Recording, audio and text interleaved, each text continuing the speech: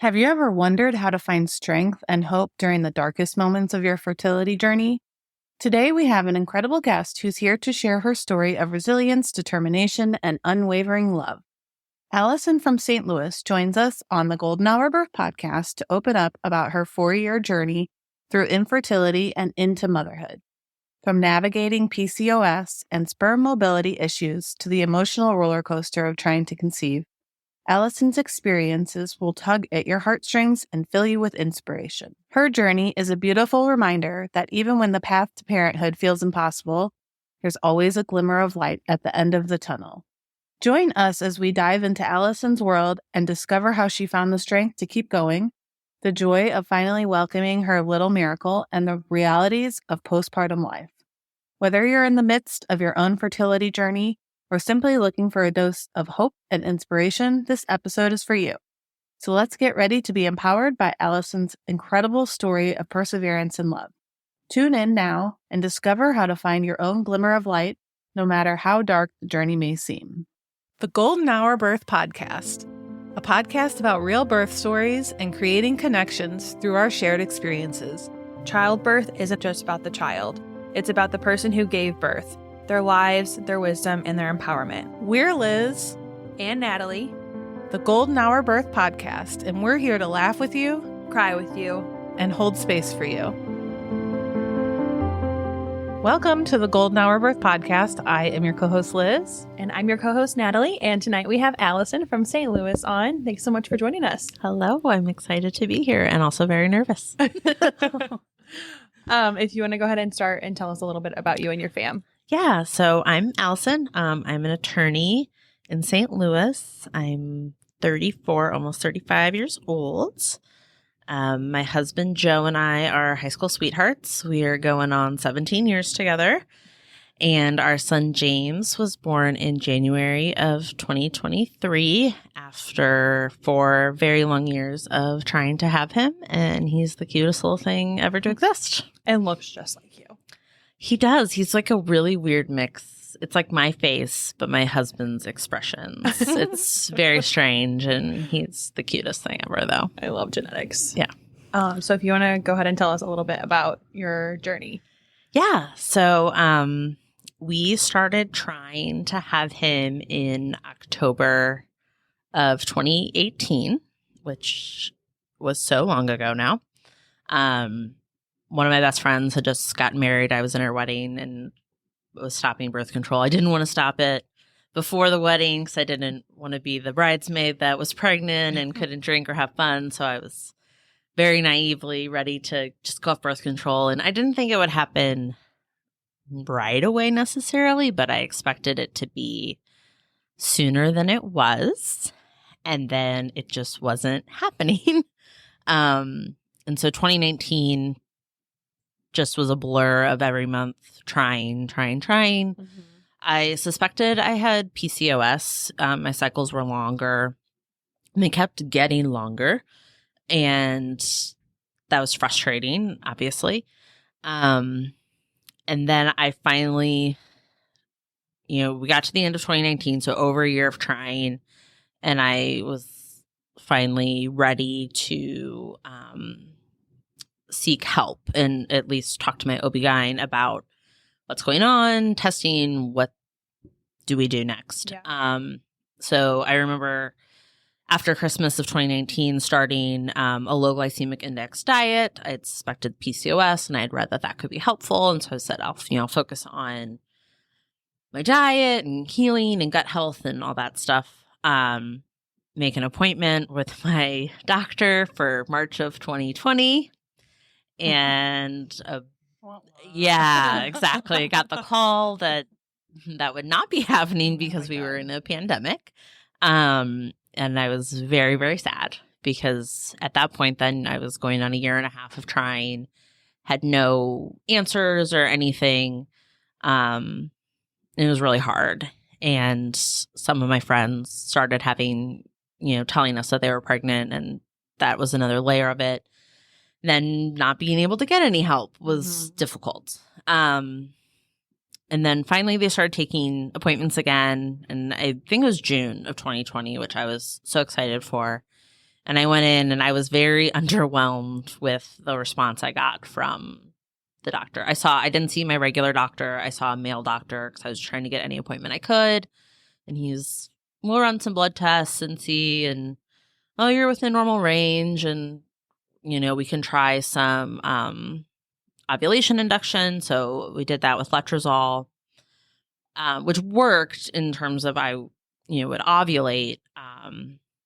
But then we found out my husband had sperm motility issues. And I wasn't really prepared for us both to have something that was at issue. That was just a whole nother layer of, oh my God, now I have two things I have to try to fix. And so so we kind of tried a couple more times with IUIs, ovulation induction, and it just wasn't happening. And that got us all the way till December of 2020. Like, this was a long vibe. This was really a long time. And then I finally had a total breakdown. I said, I need a break. So we took a break, did 75 hard in February of 2021. Because I had read about women who did that and then they got pregnant. So I was totally expecting that. Also, it was a nice distraction. So we did that together. What is 75 hard? Okay. So it's, I don't want to say, it's not a diet. It's like a lifestyle challenge situation where you pick a diet, whatever works for you. I did a low carb, keto diet. My husband did too. So you pick your diet. You have to drink a gallon of water a day, 2 workouts a day that have to be 45 minutes long. One has to be outside. No alcohol. You're supposed to read every day. I did not read every day. I'm a lawyer. I read enough. I was not doing that. There's probably something else, frankly, that I'm forgetting that you're supposed to do. Yeah, my girlfriend's on it right now. And so it's a challenge. And that's for 75 days. Is that what the 75 days. God. Yeah. And 2 workouts a day. I know, 45 minutes. Yeah, every day. I'm I'm even having trouble just finding an hour and a half to go to the gym and work out 3 days a week. I don't know how I would do it with kids. I truly don't. Without a child, I could do it. And I have a gym I go to. So I would do that. And then we would take a walk. We would do a nice long walk as my husband and I and our dog. Oh, that's so, nice. It doesn't have to be a crazy workout outside, but you're supposed to get outside. But if it's snowing or raining, you're going on that walk or you're moving 45 minutes. You're moving your bike outside or doing something crazy. So we did that. And that got us to May of 2021. I was still not pregnant. We both had made great lifestyle changes. We had lost weight. The not drinking helped. We still are both sober since then. But I still wasn't pregnant. And I was so frustrated because I totally thought that would help. Took a little bit more to be finally ready to call a reproductive endocrinologist. So in July of 2021, I called WashU here in St. Louis, RE program, and they had an appointment in November of 2021. Oh my gosh. And that was just for the consult, the actual testing and stuff wouldn't start till January of 2022. Yeah. So I, okay, so we'll just keep trying naturally.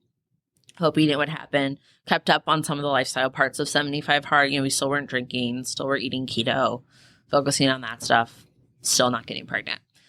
And then so we get to November of 2021. It had been 3 years at that point of trying. All of my friends had a child. Some were getting ready to have, we're starting to lap me and have a second child. And then finally go in for testing in January of 2022 and do our first medicated cycle, letrozole, IUI, not pregnant. February, same thing, not pregnant. March, same thing, not pregnant. And then finally we have a consult with our doctor in April. It's well, okay, you're going on, you're in the middle of a fourth. like, do you want to move to IVF? And we didn't for the cost reasons. Missouri is not a state that requires employers to provide IVF coverage like Illinois would be, or California, or some other states maybe. So that sucks. And we didn't have any fertility coverage. All of this was out of pocket. And so we just didn't want to go into debt to try to have a child. Just it wasn't right for us. And I wanted to explore more if there was something else going on, getting to the root of that. So she talked about doing one more cycle and then doing maybe an exploratory laparoscopic surgery to see if I had silent endo, something structurally going on, any of that stuff that just hadn't been explored, because on paper, we should have been getting pregnant. Yeah. But we weren't. And so I was like, okay, so we're going to do one more cycle. And that's May of 2022. And, we do letrozole, do monitoring, which we hadn't done, like follicle scans leading up to that. Had 2 great follicles. They called in the Avidril trigger shot. I went to my best friend Lauren's house. Shout out to Lauren, because she's a nurse, to give me the shot because I couldn't do it myself. And she happily did it for me. Did an IUI. Went in 7 days later for like a blood, like progesterone check, just to make sure things were good. My progesterone was nice and high, like the highest it had ever been. I was like, okay. And then it was like Memorial Day weekend. And we had my husband's former company had green seats. So we had the green seats at the baseball game. It was hotter than hell. It was like a St. Louis, like July, but in May. It was absolutely horribly hot. And I felt so sick and whatever.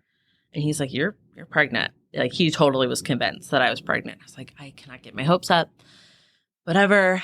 And then I finally was taking a test. It was June 1st of 2022. And you remember those dates when it's when it's anything like that, but when it had been so long. Yeah.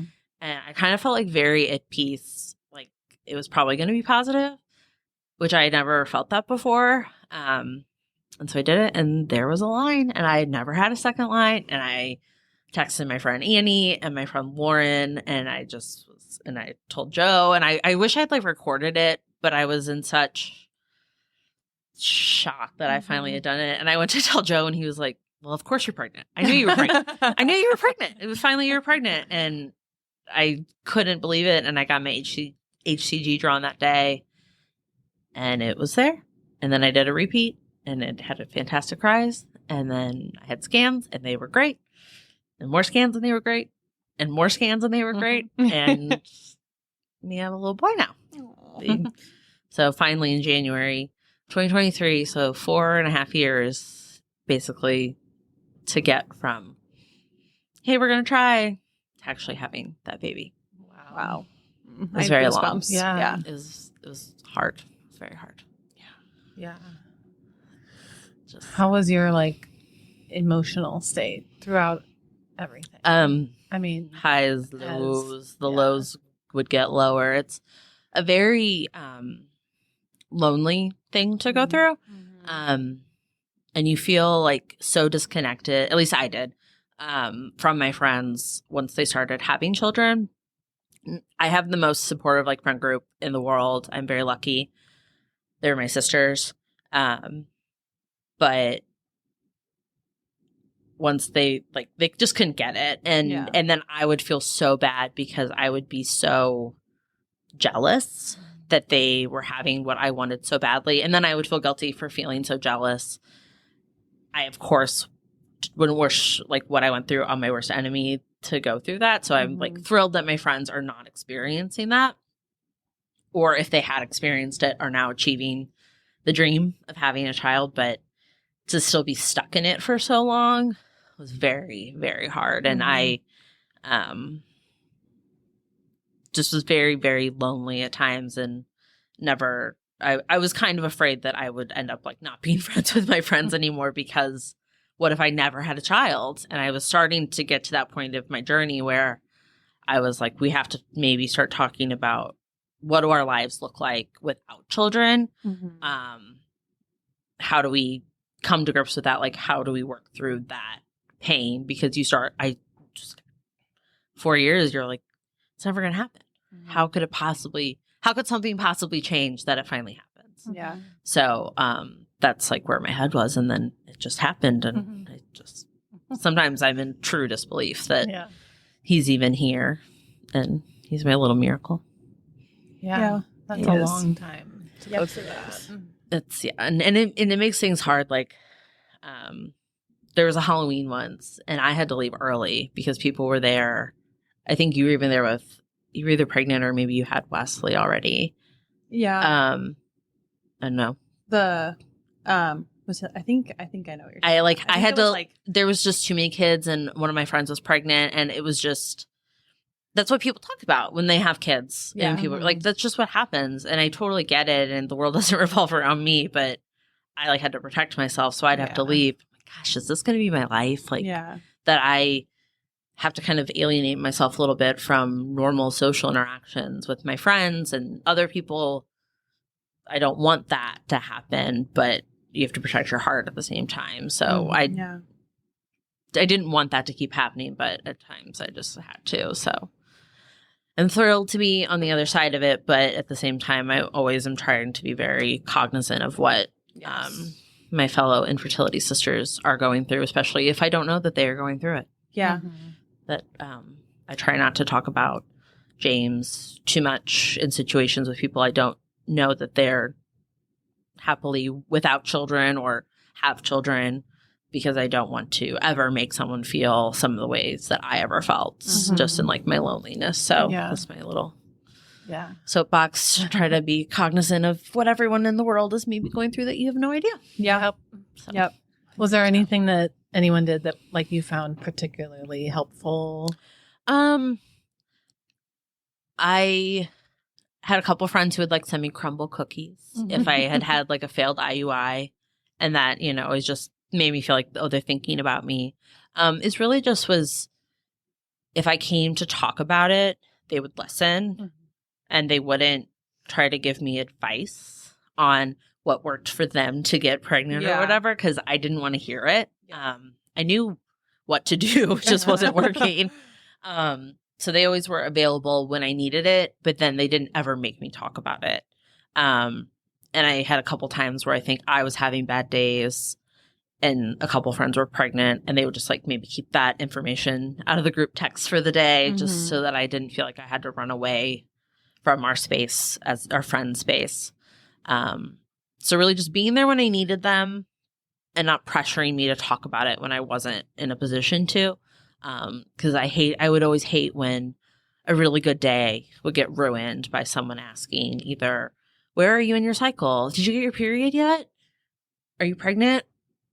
You know, or just even asking about it when I didn't want to talk about it and I was having a good day. And then I was like, now I'm thinking about how I'm not pregnant or I don't have a kid or whatever. Yeah. So just like that reminder again. Exactly. When I wasn't thinking about it because maybe it was a beautiful day outside. Yeah. So did you like find a community of like infertility mamas or anything like that? I just some creators on Instagram actually that I follow that I would DM with, and some of them have since had their own children, which is beautiful, and some of them are still waiting, and I feel and I think about them all the time, frankly, because I want it for them so badly. None in person. I really only have one friend who has gone through infertility. Everyone else, as far as I know, of course, had an easier road with it, which I love that for them. And maybe I have some friends who just never opened up, but really just online because it's people were able to be more vulnerable, I think, with it, versus maybe then talking about someone in who they literally know in their actual life and wanting to talk about it. So, really just Instagram. Yeah. Do you got friend DMs? Sarah Huron she was like on The Bachelor like moons ago. She has gone through infertility for like 3 years. She got pregnant and then had a late term miscarriage. Oh no. I know. Oh no. And I follow her now and she's pregnant with twins. And like she shares like so much. I am like so in it. Yes. I am like so invested and I need to know everything all the time. And I'm like, I'm like commenting like on her reels and stuff. I'm like, I don't do this to other creators. I do not comment on anything. You're my friend. I was like, stick, baby, stick. Yes. It's just like you never. I always have like I think it's just one that I follow, and I followed her for a while. That I really, really hope, and I pray for her very frequently. And I'm not like a religious person, but I have found like certain elements of it that helped get me through and maybe worked. I don't know what it, I don't know everything. And I think about her a lot, and I really hope it happens for her and her husband soon because they seem like very nice people. And I've watched this story. I watched her story. She's going on, I think, on 4 years herself, and it's just too long for anyone to go through like this pain. Yeah.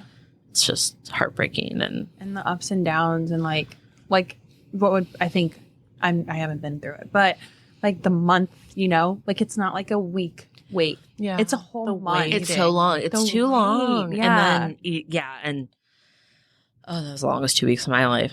When I finally got to it, but all the ones before that, it's just and then when your period's late, but you're not pregnant and you're just begging your period to start so that you can be on to the next cycle just so you can move on. But then like you're begging your period like not to like start. Maybe don't. But then it's like started. maybe I'm not. Maybe I'm pregnant. Maybe like that 80 test lied to me. Mm-hmm. Yeah. But and when you just have literally no control over it. There's no control. And I'm a control. I'm a type AAA, Enneagram 1. I'm a Virgo, sun, moon, and rising. I'm a lot. Oh my God, you're a Virgo. I'm a Virgo to the extreme. So control is my thing. And my mentor at work, actually, she also struggled with infertility. Her kids are, she's older than me. Her kids are almost 20 now. But she's like, you and I, we're achievers. She's like, you expect to work hard at something and to achieve your goal. Mm-hmm. You worked hard at it, you would achieve it. Mm-hmm. It's like, you can't do that with this. Yeah. You can work as hard as you want. You still can't make it happen. Because even if everything is perfect, you only have like a 20 to 25% chance of conceiving. The fact that any of us exist is shocking. Yeah. It's truly ridiculous. It's insane just what needs to happen to get pregnant. It's insane. Yes. Yeah. Yes. And so that anyone can do it easily beyond for me. Like I can't even comprehend. And I love that for everyone. I'm so happy you haven't experienced that because it's awful, but how you didn't is like shocking that your children are here. I know. I mean, I worked at a fertility clinic and like at some point I was like, wait, but like how did we do that? Because you have like a 36-hour ovulation window. Mm-hmm. Maybe even less. I mean, in high school, they make you think you're going to look at a boy and you're going to get pregnant. Right? And you're like, no. Thanks, Catholic upbringing. Just truly, that's not true. And then... I mean, use protection if you're not ready, but still. Yeah. Then your partner has to have, like, the most insane amount of sperm. Insane. Like, I think it was, like, what was it? Like, 75 million minimum. It's crazy. It's crazy. It's crazy. My husband always had massive amounts, but he had motility issues. But we finally corrected it with a lot of supplements and lifestyle changes. And I literally sometimes people will ask me for his supplement regimen, and we have it written out. Really? It was insane, but it worked. That's awesome. Yeah. I remember Lauren showed me Mike's. That was from Joe. Oh, really? Yeah. My husband started this crazy long thing, and I would send it to whoever, and Lauren would make Mike go on stuff. Oh, sorry, Mike. She sent me she showed me a video of Mike's sperm. Oh, from the at-home thing? Yeah. That was also Joe's idea. Yeah. Because Joe would do it.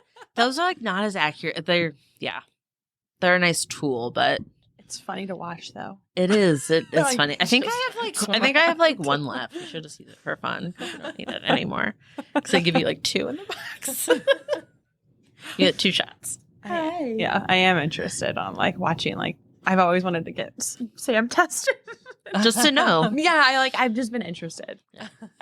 You should do it. Have him go through all kinds of testing. Just to see. Just for fun. Just to see. Just to see. It's like the sympathy training. Yeah. That men when they wear those pregnancy suits, he can go through infertility. sympathy training for any of his male friends that are maybe suffering. Oh my god. Because they suffer too. They do. No, I Like, totally it was, agree. there was times where it would be Joe crying more than me. Because, like, I was in so much pain and, he felt like he was failing me, but I felt like I was failing me and him. Mm-hmm. So, like, both of us being affected was it was bad because then we had two things to try to fix. Yeah. But it was good in that I think it brought us closer together, and neither of us really felt like the majority or all of the blame because it was both of us. So in some respects, I'm glad that we both were at fault, quote unquote. Mm-hmm. It wasn't really our fault, but No. Yeah. It's not your fault. but you feel like it's your fault. You feel so at fault. Yeah. Yeah. Because and then- you're not, this thing I'm supposed to do Yeah. is Yeah. not happening. when everyone's like, "Oh, our bodies are so magical." And Yeah. it's Yeah, it's like I hated my body so many times, like so many times. And do that. It worked for me. Oh, shut up. Yes, I'm gonna punch you all in the face. But I never did. I never did punch anyone. But honestly, like working at a fertility clinic, Mm-hmm. seeing what women go through, I have very little sympathy for men because of the poke What they get and prodded of what you have to do. it's so painful. The men get to go in a room and have a little fun. You get to get your blood taken repeatedly, and repeatedly and get a probe shoved up your vagina. repeatedly. And the worst thing was I had an HSG. I only had to have one, thankfully. That was the most painful thing I've ever experienced, and I've both given birth and had brain surgery. And the HSG is the worst thing I've ever had. I just to warn all of you, anyone out there listening who's going to have one. Take your Tylenol, take your Advil. Don't listen to anyone who says, "Oh, it doesn't hurt that much." It hurts because they're going to put a speculum in you, and then you have to lay your legs flat. And the pressure, exactly, is awful. It's awful, and you're unprepared. It's quick, but you don't think it's going to hurt, or they tell you not to worry about it, and it hurts so bad. I've heard It was that those awful. hurt more than anything. What It is was- that? So it's to check if your tubes are open. So they put dye up in your uterus and watch it like go up through your fallopian tubes and your ovaries, and then you want it to spill out, which means you don't have any blockages.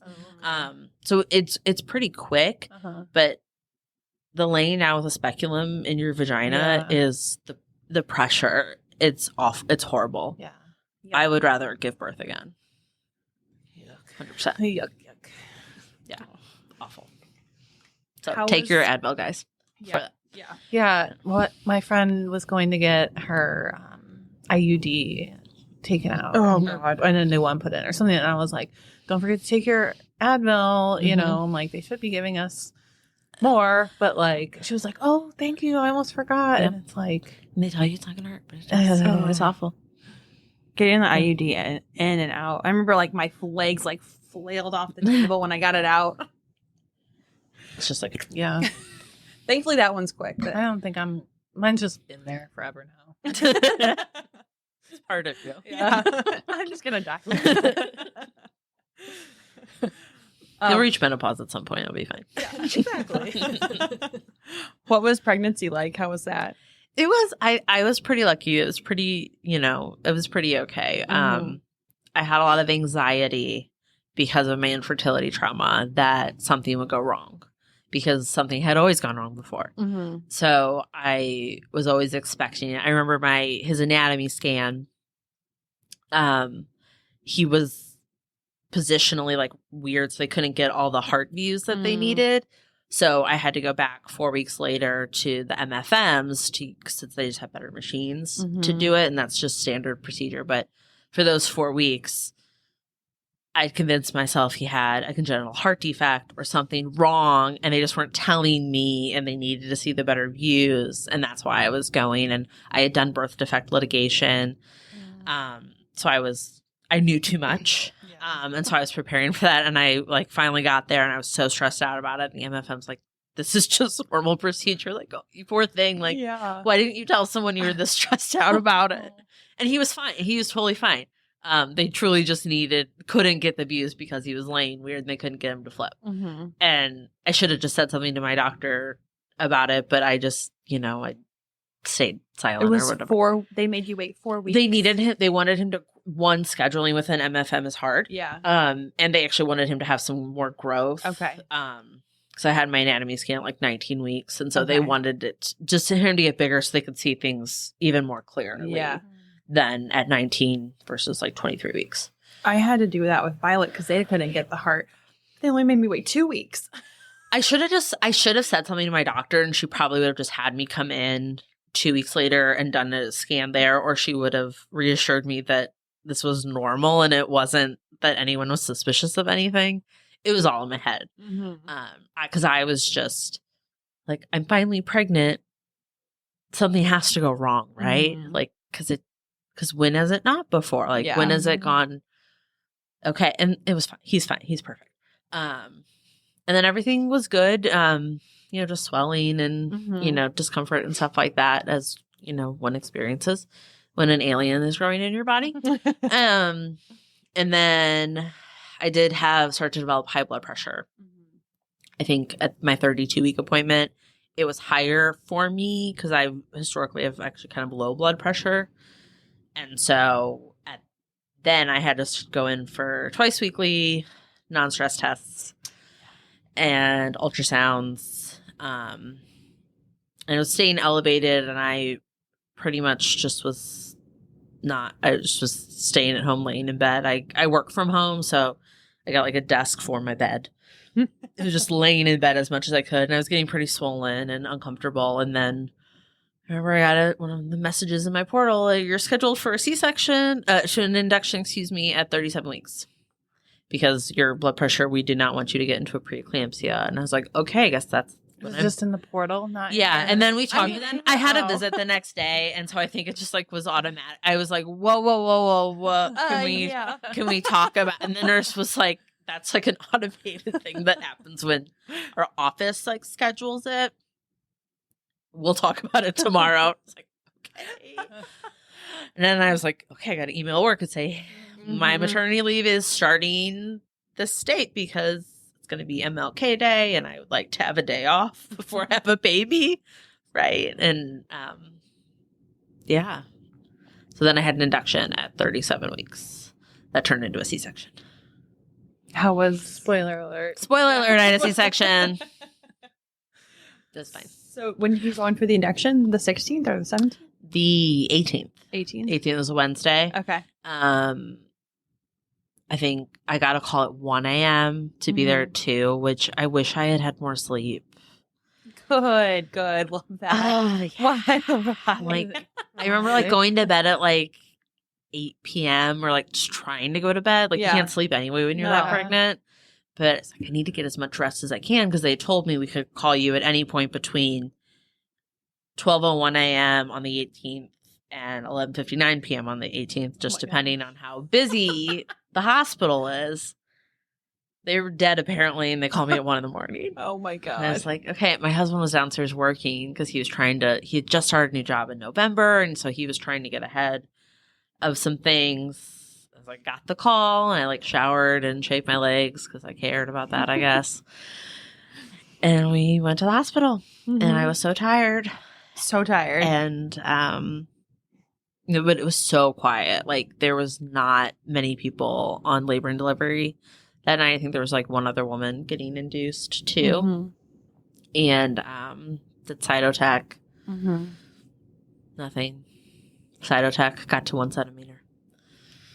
More cytotech, just really slow progress. Did a Foley balloon. Awful. Hated that. That was awful, because I have a posterior cervix. And so all the cervical checks, I wanted to scream and die. And they finally found a male doctor, which I will always, if I were to conceive again and have a baby, a male doctor doing a cervical check, so much better because their hands are longer. He was like, I was like, thank you. Yes. The only time I'm I want a man involved in this situation right now. The only time I went, because all the sweet nurses and my doctor, even, she's a petite little woman. Their fingers are not long enough for my posterior tilted cervix. I was miserable. And he's 3 centimeters. Thank you. That was all I needed. Okay. You can come back, right? You can come back the You're next on time call? it has to happen. And then it was slow. My water finally broke at 4 centimeters. And then I would have this super fun thing happen where in one position, my son's heart rate was great. And if I flipped, but my contractions would stop.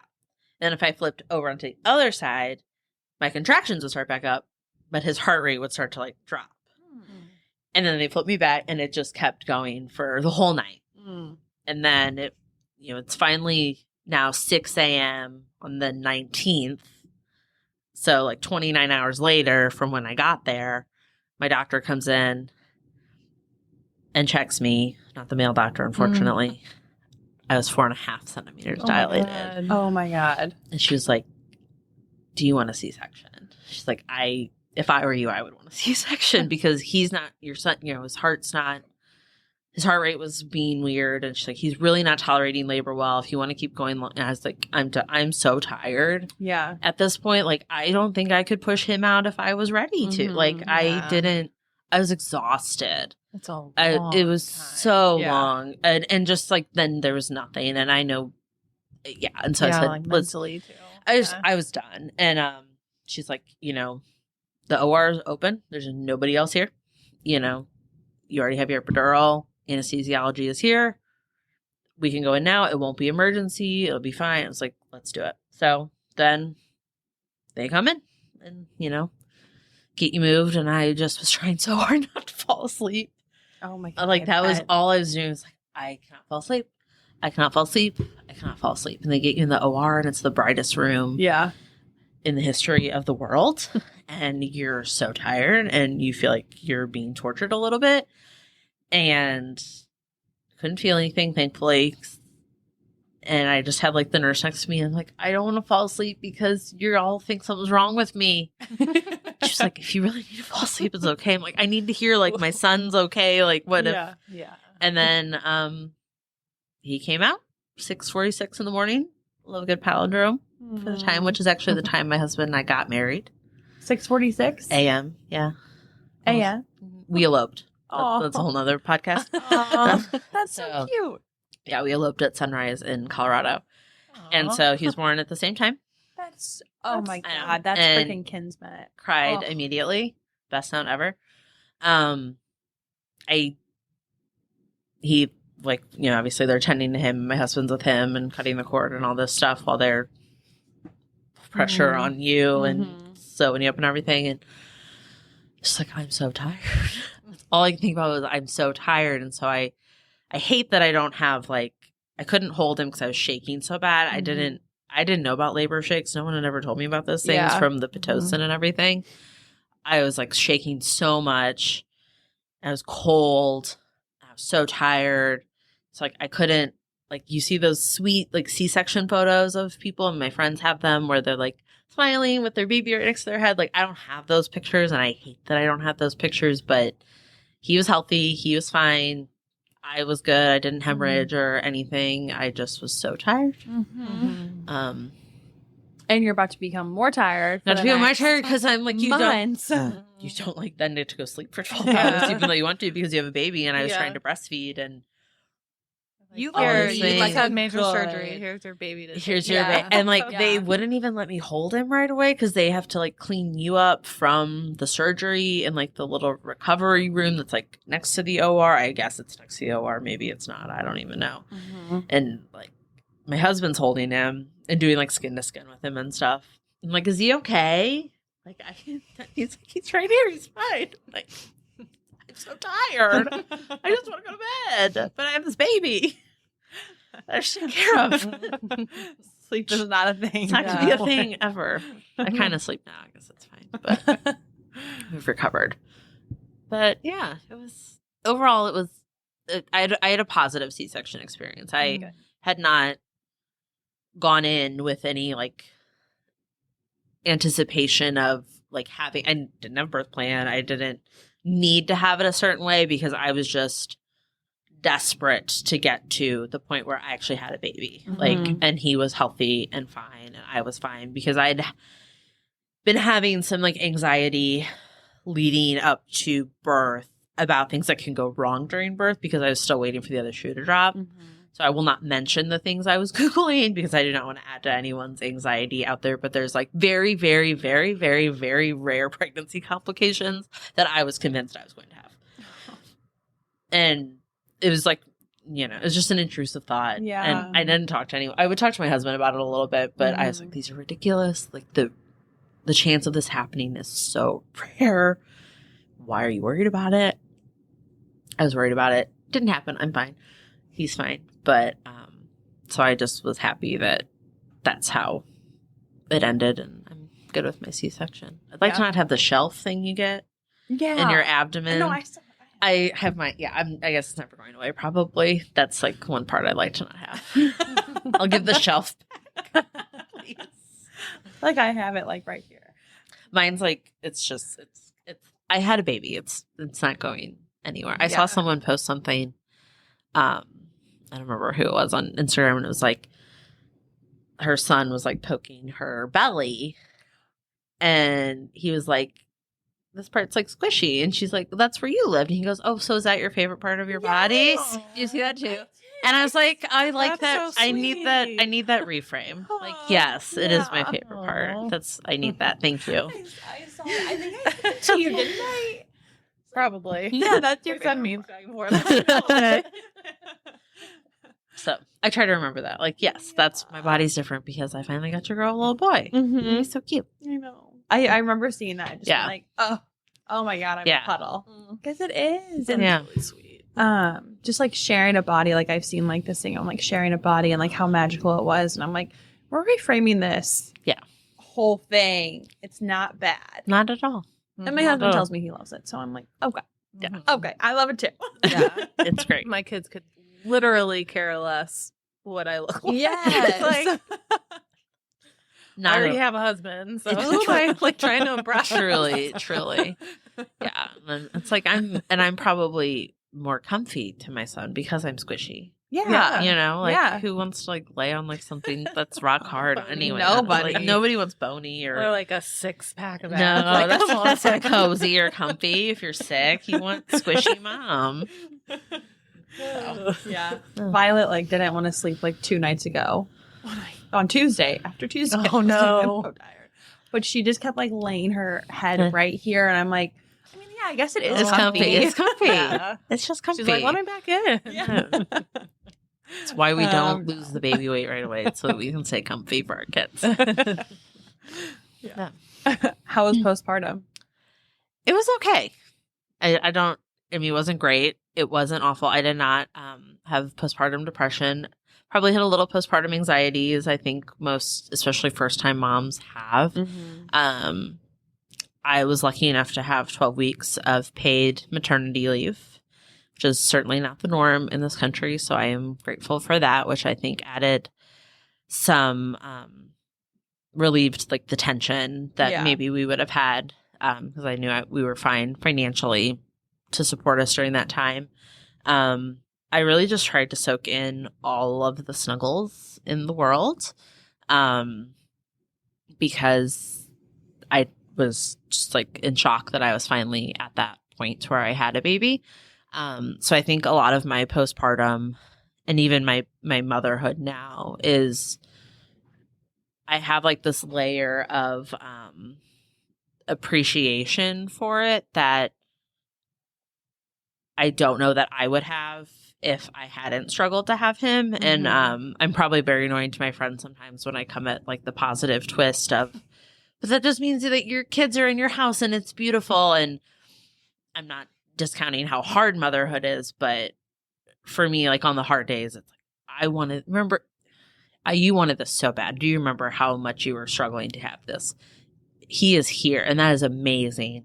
And who cares that your living room's a mess? And yes, he's screaming because he's got molars coming in or he's sick or he's not sleeping great, but he exists. And that's beautiful and wonderful. And all these hard moments are worth it because he exists. Yeah. And you wanted this. Remember that? Remember how much it sucked when he wasn't here? It's so much better to be tired and it to be loud, but he's here. So I appreciate that perspective that I just like inherently have from the struggles to have him. So I think that made my postpartum a little bit sweeter. Yeah. I exclusively pumped, which was really hard. Mm-hmm. Like breastfeeding was not easy for me. I was an undersupplier. So we had a supplement formula. Go girls, like love it. Mm-hmm. So that was probably the worst part for me, was the stress of that pumping and breastfeeding put on me as a mom. Mm-hmm. And just, I never figured out what to do with him while I was pumping. Especially as he got older, if he needed me, like, and that was very stressful. Because my husband didn't really get his paternity leave since he was so new to his company at the time. Mm-hmm. So if he like had a call or something, and I needed to pump, but James needed me, I never knew what to do. I never figured that out. Like, what do I put him with his pumps on my boobs and my pump itself and the baby, and what do I never figured that out, and it was very stressful. And I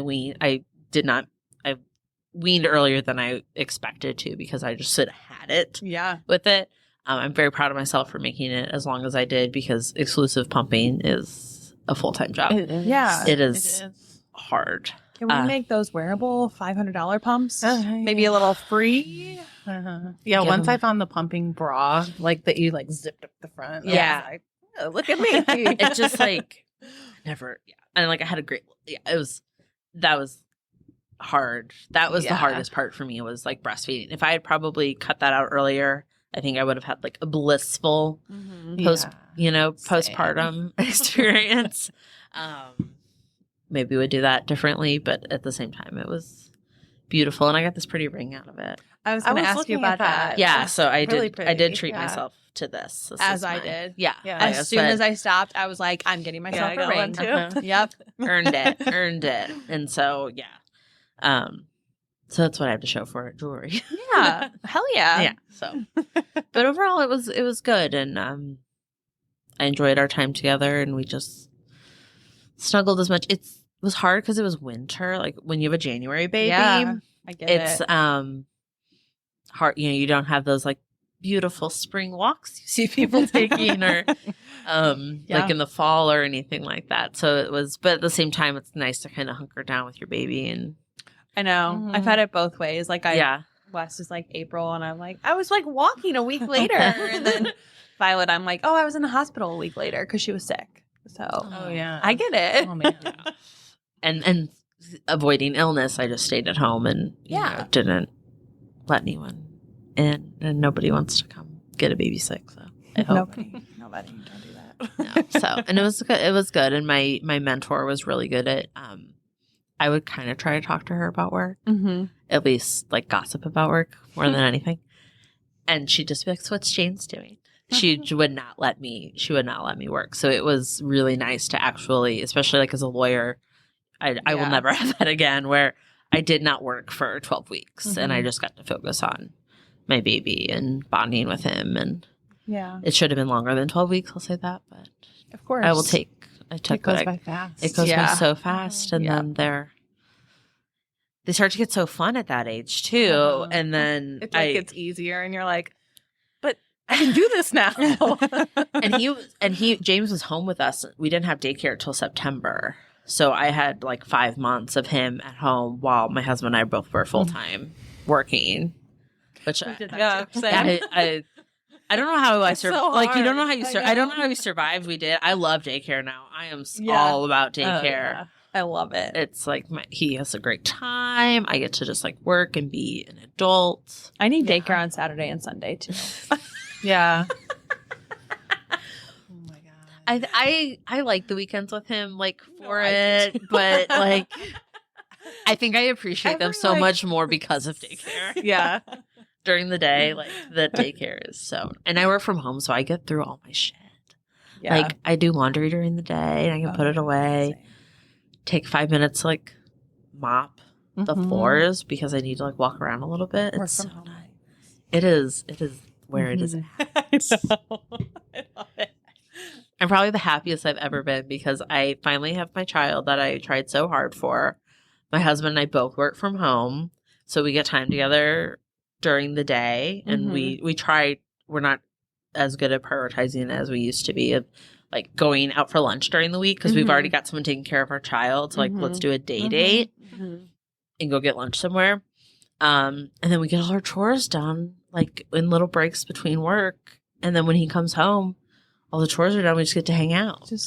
Oh, So I'm like, life is. I'm so happy for you. Thank you. I appreciate that. I'm so happy that I'm you're happy on the for other side of it too. Me too. Telling your story because obviously Lauren, our mutual friend. Now we're friends. We don't even need Lauren. We don't know you, Lauren. I'm kidding. I always need you, Lauren. Don't leave me. Just like, hearing it from her and then now you being on the other side of it. Yeah, I'm very happy to be on the other side of it. But if you're not on the other side of it, I will always be someone that someone can talk to because it freaking sucks so much. And I'm so like not used to not having that be my life that now that I'm like for the first time in so long, I'm not trying to have a baby. It's like my body's like back to mine. Yeah. I kind of don't know what to do with myself like in my free time where I'm not really tracking my cycles. I don't care when my period starts. Aww. I don't, I'm not trying to time intercourse around things. Yeah. Like it's such a weird thing to not be You're free. worried about. Yeah. So much off your plate. And your baby is 1 now. So like I know he's like walking, age. so he's basically like can go take care of himself. He's off to college. He's ready for college tomorrow. He actually got into Harvard Law School. Yes, he is Elwood's. He's a savant, everyone. Yeah, so he's and we don't plan to have more, so that we're kind of just it's weird. I have my life back. It's strange. You guys just did it once and it's so perfect. He's so cute, isn't he? He is really cute. He honestly looks just like you. He's so funny and I always like thought I would have a girl. Like I saw myself like having a girl just I think because I am a girl. I don't know if anyone else feels that way. I don't know. But now I'm like, I love being a boy mom. It's the best. It's so fun. Like he's really made me like let some of my like neuroses go because I'm like I'm a triple Virgo, very orderly, very organized, very clean, obsessively annoyingly so. I'm always moving things back to their place, which drives my husband crazy because he's like, I was using that. Why are you putting it away? But with James, I don't want him to feel like that he's infringing upon me or our home. I want it to be his home. I want it to be comfortable for him. And so I'm just like, let it all, I have my living room is now a toddler living room. My basement, everything is so that he's comfortable because I want him to feel welcome and wherever. And so it's kind of been nice to let that part of myself go a little bit. Yeah. I never thought I would not care that my pillows were perfect on my couch. Yeah. I'm like, they're fine. He likes to play with the tassels. It's cool. Yeah, that's hard to come to terms with sometimes. Like, it's always something. Like, I'm either not cooking everything from scratch and my house is clean, or like, my house is a disaster and I went, to the farmer's market that day. Yeah. Like, it's all balance on the spectrum. Balance, it's all balance. And sometimes it feels very unbalanced, but I don't know. We're lucky they're here. Yeah. Even on the hard days. They're so cute. They're so cute. They do. They do funny things. Like he really likes blowing raspberries on me right now. Oh, I love that. And he does it and then he like looks up to make sure I think it's funny. And then he just giggles like himself crazy with it. And he figured out like where I'm ticklish. So that's where he gives me my raspberries. And he just thinks it's the funniest thing ever. And I love it so much. And he's just he is definitely a mama's boy. So I'll take it. Yeah. The snuggles and the I love a mama's boy. I love a little mama's boy. Like, I want you to be very secure and independent when you get older. But right now, please be very dependent on me. That's all I'm looking for. You deserve it. I think so. And he's so cute. So cute. I'm so biased, but he's adorable. Well, thank you so much for coming on and sharing Absolutely. your story. Thank you for having me. Yeah. It felt nice. It's therapeutic to talk about it. Yeah. for us too. Yeah, I love Felt that. like a safe space for you to like share the infertility and the journey to get James. So thank you so much. Thank you, ladies. Thank you. We'll see you next episode. Thank you for joining us on this episode of the Golden Hour Birth Podcast. We hope you've enjoyed our discussion and found it insightful and beneficial. Remember, the Golden Hour Birth Podcast is made possible by the support of listeners like you. If you appreciate the content we bring you each week, consider leaving us a review on your favorite podcast platform or sharing the show with your friends and family. Your support helps us reach more people and continue creating valuable episodes. If you have any questions, suggestions, or topics you'd like us to cover in future episodes, we'd love to hear from you. You can reach us on our website, www.goldenhourbirthpodcast, or connect with us on social media. We value your feedback and want to make sure that we're delivering the content you want to hear. Before we sign off, we'd like to express our gratitude to our incredible guests who joined us today. We are honored that they trust us enough to be so open and vulnerable. We're grateful for their time and willingness to share their stories with us. If you're interested in taking the conversation further with us, join us on our Facebook group, The Golden Hour Birth Circle. We'll be back next week with another exciting episode, so be sure to tune in.